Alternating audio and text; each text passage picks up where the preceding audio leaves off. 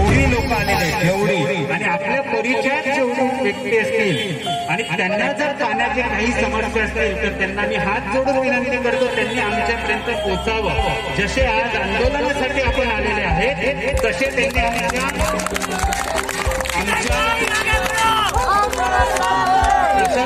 आमच्या कार्यालयात यावं. आमच्या कार्यालयातून त्यांनी सांगावं.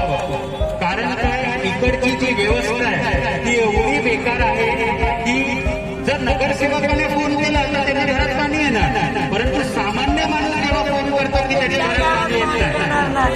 त्यामुळे आपल्याला काय सांगतो पाण्यासाठी इकडे कोणीही जर राजकारण केलं तर त्याला मी सोडणार नाही.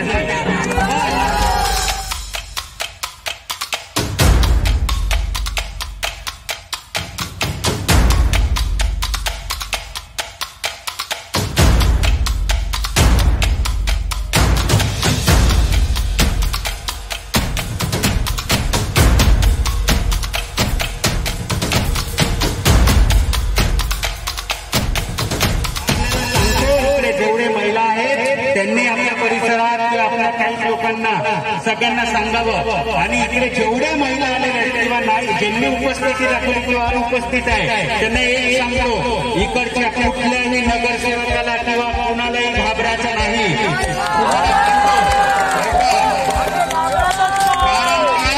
पाणी आपल्या हक्काचं आहे. आम्हाला सर्व लोकांच्या जोडीला हे मतदान आणि इलेक्शन हे याच्याशी आम्हाला काही फरक पडत नाही. आम्हाला लोकांच्या घरी जी मूलभूत सुविधा आहे त्याची आम्ही जेव्हा पूर्तता करू तर आम्ही निवडणूक न लढवता जिंकले असं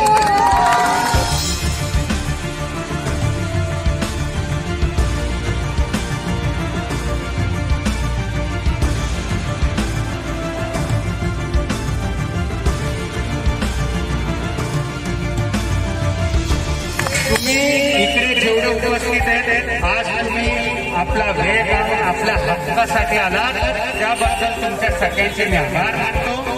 असेच तुम्ही एकजुटीने सगळ्यांनी जेव्हा का अन्याय होत नाही तेव्हा जर रस्त्यावर उतरला तर फार बरं होईल.